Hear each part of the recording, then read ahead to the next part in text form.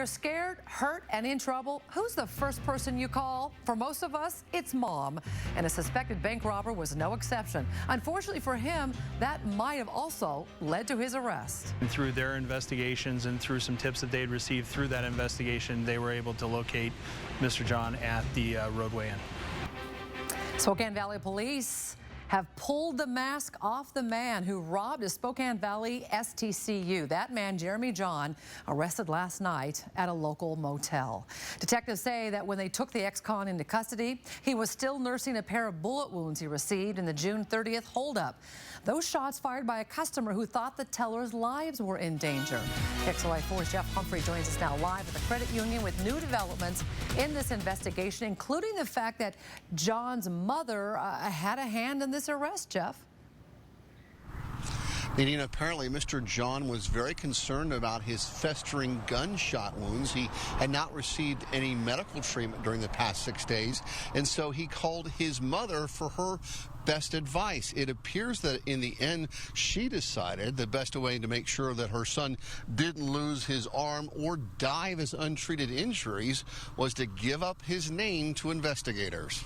And with that information in hand, investigators started backtracking this ex-con's hangouts and associates and caught up with John at the Roadway Inn about 9:45 last night. They were able to develop Mr. John as a suspect, and through their investigations and through some tips that they'd received through that investigation, they were able to locate Mr. John at the Roadway Inn. Spokane Valley police say John is the same guy who vaulted the counter at the STCU back on June 30th. Surveillance photos allegedly show John waving around a pistol and demanding cash. That's when a customer pulled his legally permitted concealed weapon and shot John, hitting him in the arm and hip. John's injuries prompted detectives to alert emergency rooms and urgent care centers. Immediately after the incident, we were notifying all the medical in the region, not just in the area, to be on the lookout for something like that. KXLY4 sources say John actually called a medical facility in Montana looking for advice. After his arrest last night, John was taken to a Spokane hospital where Spokane Valley police will be guarding him until he's discharged. Sheriff's detectives are still reviewing that citizen's use of force, but at least the surveillance photos suggest his actions were not only accurate, but seemingly justified. The only time that a person is justified in using deadly force is when they believe their life or somebody else's life is an immediate threat. And that's a decision up to the person carrying the weapon to make that decision. I can't say what was in somebody's minds or thoughts. Now detectives are investigating whether John is the same man who vaulted over the counter during this robbery at the downtown Spokane Banner Bank.